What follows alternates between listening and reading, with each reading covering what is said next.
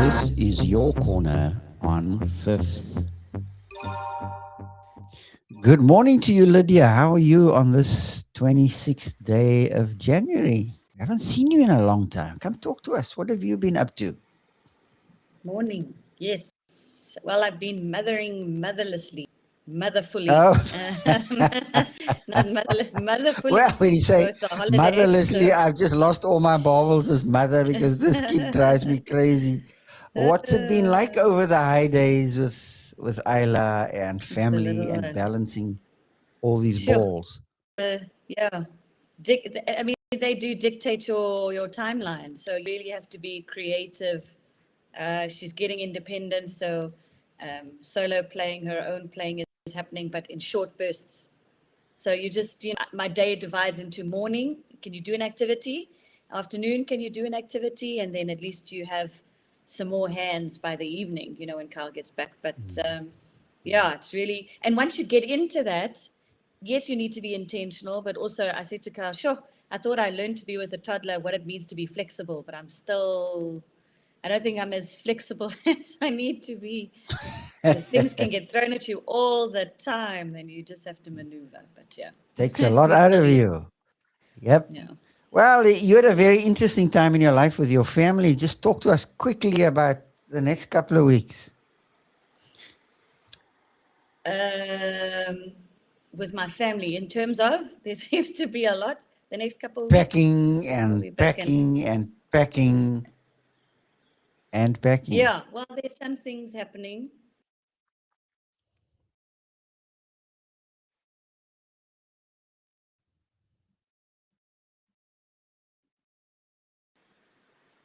We lost connection for a bit. Oh, did it drop? Oh, okay. Yeah, it Because you did. just blipped that. I thought maybe you weren't going to talk Sure. anymore. But No, um, no, just I don't know what happened there, but we've been struggling a bit with the line, but it looks like I'm back. is I'm it not going to okay? We change back. my, We yeah. back on. Okay. Yeah. So Yeah.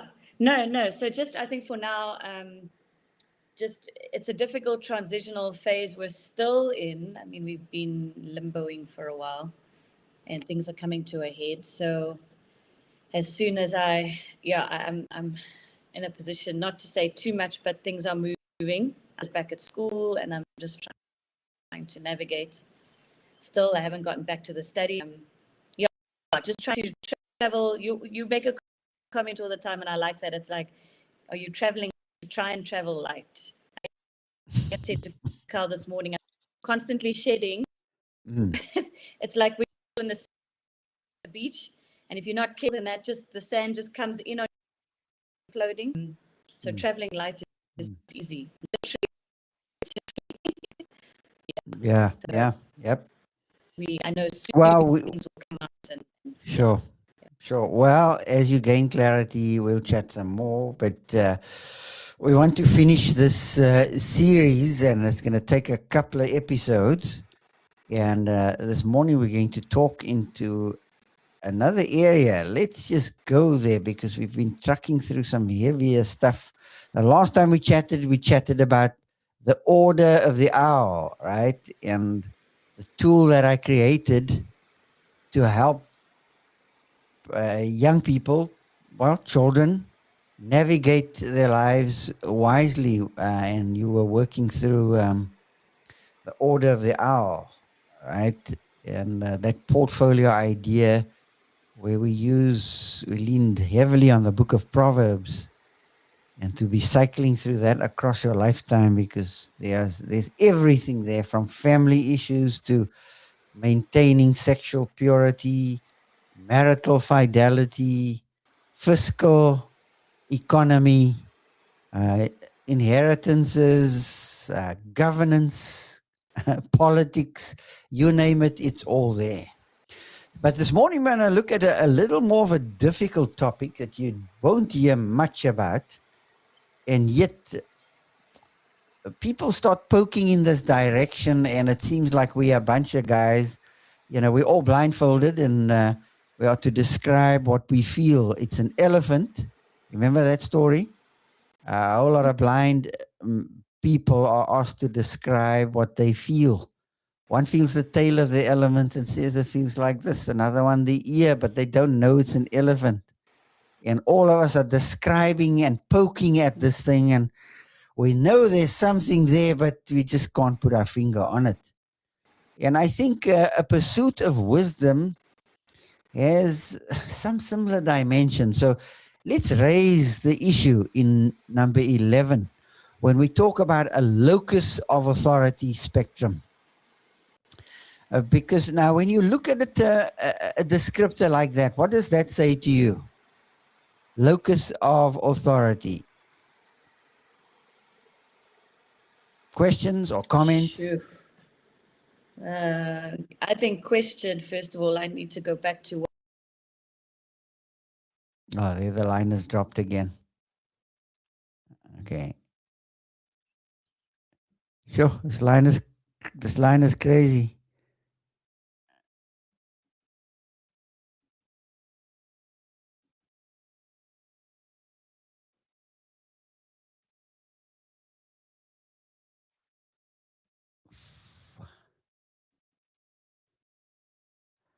Okay, this line is bouncing in and out. yeah. I've I've changed been my, because I don't know why I did that. So I've just changed it to another one. I'm hoping it's going to be more the upstairs one. stable. Yeah, Okay, because my okay. phone is off and I'm just trying to, let's see if that will be a bit better. Okay, let's see. Let's give it another Let's see if it will shot. be better. Okay, Yeah. So so yeah, my question is then first, what does locus mean? And authority spectrum, I mean, that for me already, if I think of spectrum, it's, your left, right, center, who's in right. charge, how that moves. Mm-hmm. So I think that's kind of where I'm Okay. placing myself. So yeah, so locus of authority just has to do with your space or place of authority. Where does your authority lie? Is your authority in the scriptures? Is it inside of you? Is it in your head? Is it in someone else's head? What becomes your locus of authority? And for most Christians, I think the ones who are followers of the way, they would say the scriptures is our authority. Your response to that? Yeah, it's kind of the default setting answer. It's like the right answer is Jesus. So, um, but I mean, to take time to think about who should be, you said what? I almost wanted to say, should we not ask who? Okay, it's who and what all in one. It reminds me of the kids in the Sunday school class. Remember, teacher was describing a furry animal with a bushy tail and bright eyes, and scurries up and down trees and collects nuts, and seems to be a very friendly little creature. And so the teacher asked the children, oh, "What am I describing here?" The kid went on. The kid said, "Man, I'm sure I know what it is, teacher. I know the answer is squirrel, but I think the answer is Jesus." Oh, sure. Yeah, exactly. Exactly. Gee whiz. You must. It's a fun little Yeah. paragraph to read when you see. It really is fun because somehow for the average Christian, I don't know what you're talking about. I think I do, but I think the answer is Jesus. Sure. And the person on the other side said, "Now, how in the world did you get to Jesus? Bright eyed and bushy tailed." Oh my goodness me. But we laugh at that, but that's how predictable we are. And we cannot give a well reasoned answer for what we are thinking and what we believe. Let's not even go to believe. Let's just say thinking well is already a big problem. So, no, no, no, Lydia, the answer is Jesus, full stop. And the guy says, "Man, who's he?" Right? And we just assume in this day in which we live, people know who Jesus is. And even to say Jesus, like, what's that? So it's probably a who question and a what question at the same time. So when you think of locus of authority, let's pan the question first. Let's scrutinize that question. Why do we need a locus of authority?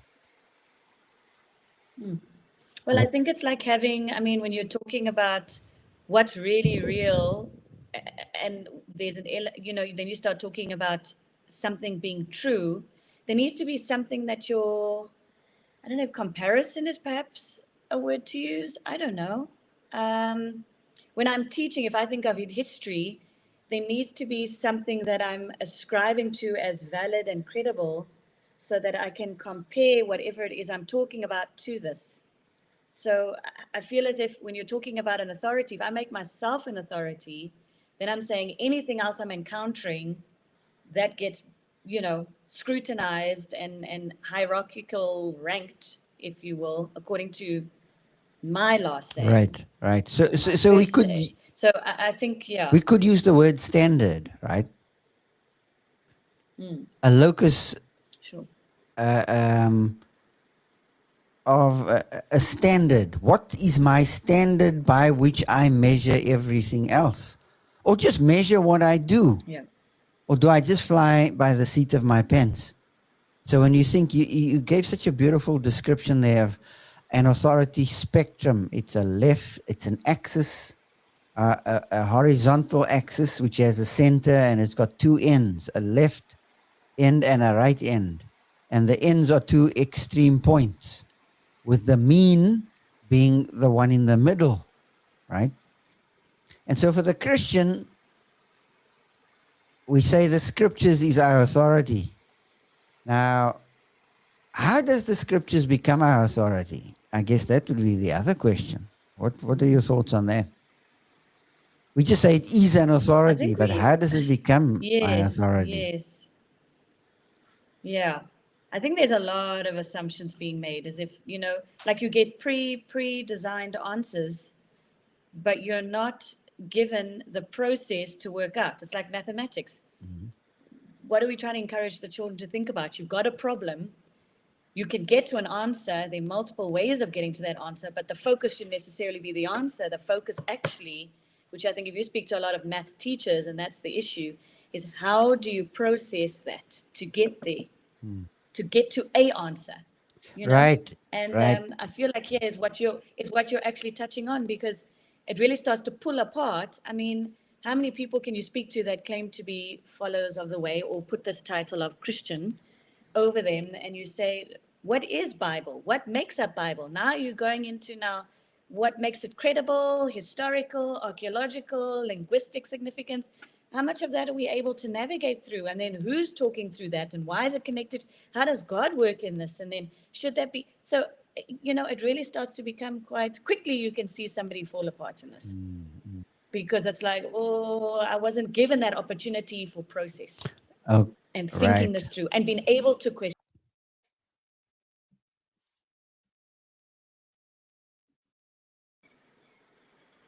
Okay, just dropped again. But let's just Yeah, keep going here for the keep meantime. going. So let's use a mother and child example. You are rearing Isla, and you are in the stage, obviously, where the authority is external, right? Her authority is external to her.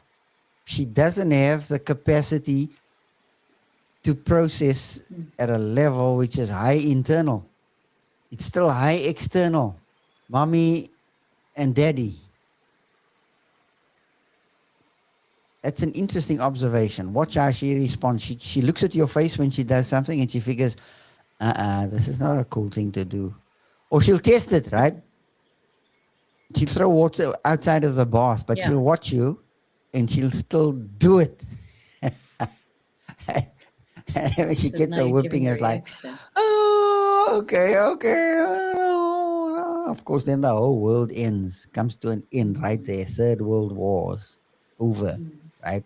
mm, Um, mm. and I guess would your goal be to see her internalize authority, and why? Because now Sure. it's predominantly external, Yeah, highly external. yeah.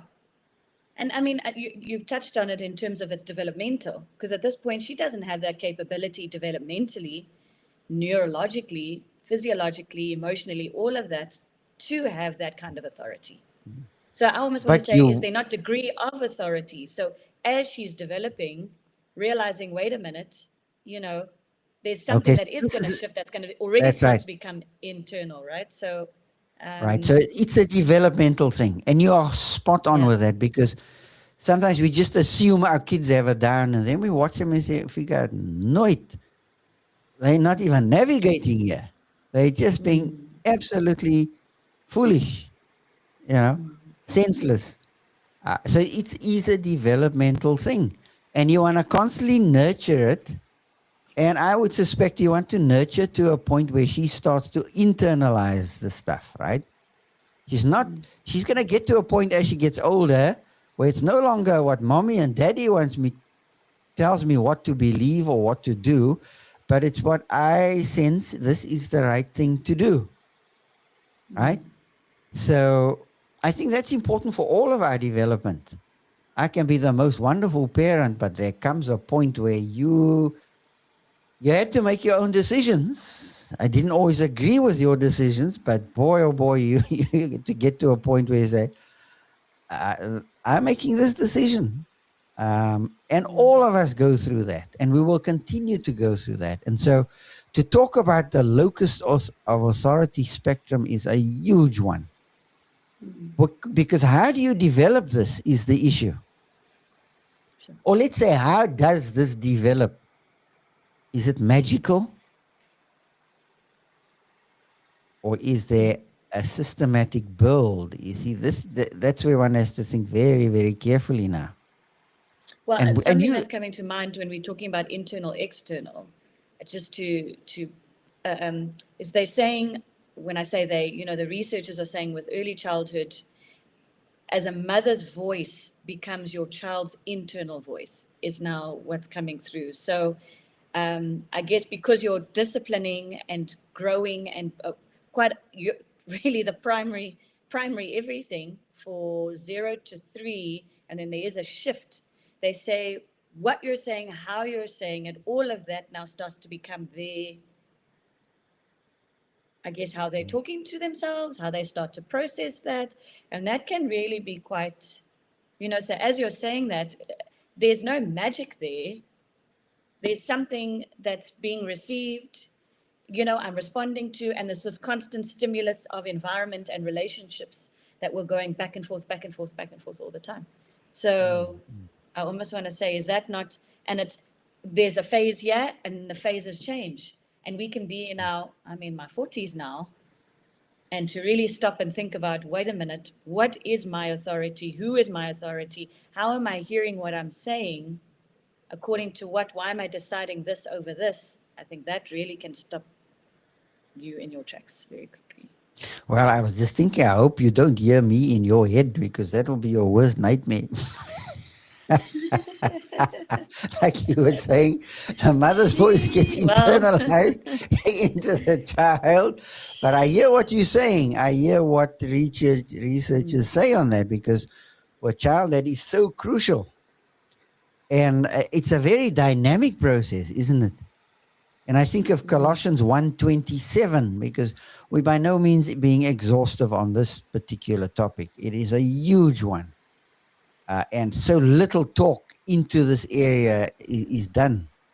Um, but Colossians 1:27 says, Christ in you, the hope of glory. So what is the hope of a life which shines out, which is lived in great splendor of who God is?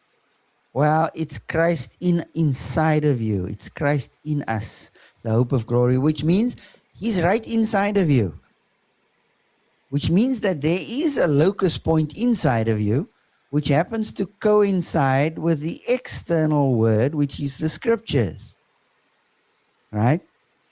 Scriptures is the text, is the inscripturated word. Jesus is the living word. And I need to live in the power of that lived out word. So that sounds quite technical, but can you see now this whole thing of internal, external focus? So if I don't have a book, chapter, and verse, then I'm not going to do a thing. And so many things in life don't have a book, chapter, and a verse. Is there a book, chapter, and a verse for how you wash your pots and clean your stove and wash your face? Right? and Bath Isla and no, Yeah. right? But the scriptures is given to orient us. And there's another wonderful word that needs a lot of explanation. It orients us to reality. Um, and so to talk about how this gets nurtured, maybe an episode for another day. You know, how do you nurture the internal locus of authority? How does it go from external to internal? In other words, how does it get internalized? So that when I don't have a book, chapter, and verse, I can still make a smart decision. Now, by smart, I mean wise decision. A decision that is highly perceptive. It takes the circumstances into account. Who's involved? What is really happening here? What's happening below the surface? And all of the above. So can you see how complex it becomes? Um, and maybe you should just just continue to become a careful student of your daughter and watch for, how does she internalize stuff? Is there a way that it shows she is internalizing things? Well, a little thing, she knows where to pack her toys, right? When you say, now come pack away, what happens? You expect a response, right? Or do you Yeah. just expect it to stand there and now you must say, pack the toys in point A, pack this in point B? Well, you can, but you're expecting, there's a growing expectation when you say, pack away your toys and let's get ready to go. You are expecting a response in that child or from that child. So can you see where this discussion goes? Yeah. And I guess the issue is, how do you internalize this locus of authority, which is predominantly external in the early life, but in later life, as I grow and develop, it should become internal so that I can respond on the fly to great challenges that come at me. Because you are required to make split second decisions on some very tough issues. And and what are you going to say then? Right? Imagine your child falls into a fire. What are you going to do? You're going to pull out the manual of what to do to pull your child out of the fire. Or you're going to do something, right? And I guess what you're going to do is predicated a lot on how the pumps have been primed.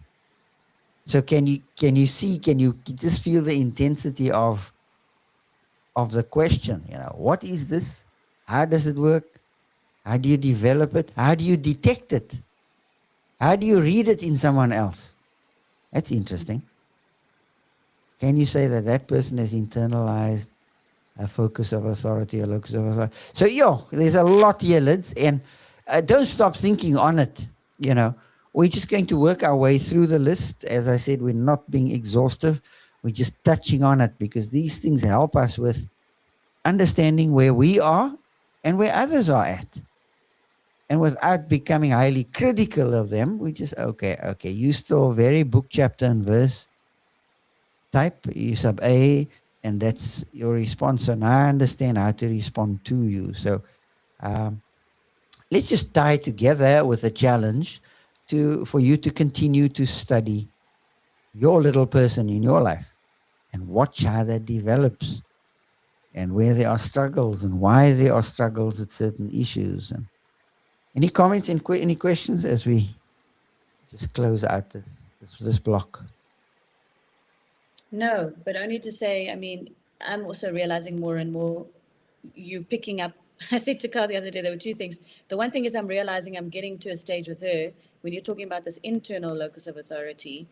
I'm hearing you and mom, Mm, in terms of the parenting element, because there are things that are coming through that I thought, oh, okay, that's why you.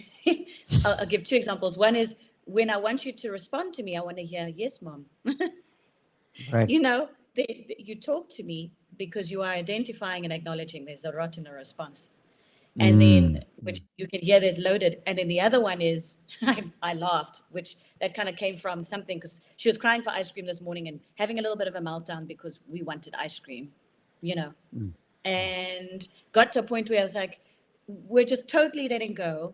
And then I said to Carl quickly, now I can see why some people say, if you're going to cry, I'll give you something to cry about. Because this is ridiculous, you Yeah, know, that I was the lost in the timing is moment of out, just, I mean, and just, mm, you really, then I'm going to, mm, discipline in a different way because now I'll give you a reason because this is nonsensical. yeah, But yeah, it's amazing. I just wanted to say in terms of that, if I take time to think about it, you can actually start to pick up your own, where it's come, what's mine, as I'm parenting, what's coming through. Does something need to shift because is this working, or is this in line with the values that we're saying we are as a family that we're trying to ingrain in her? I mean, that becomes now right, even bigger. right, So what right. I'm saying is really going to challenge me to be course correcting, let's say that. Oh, absolutely. Lydia, that's wonderful to hear.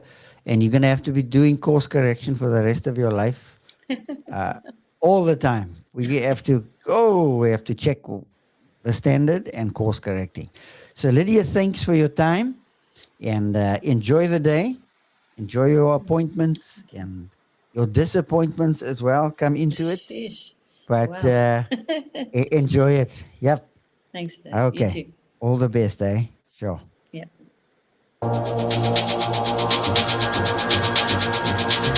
This is your corner on Fifth.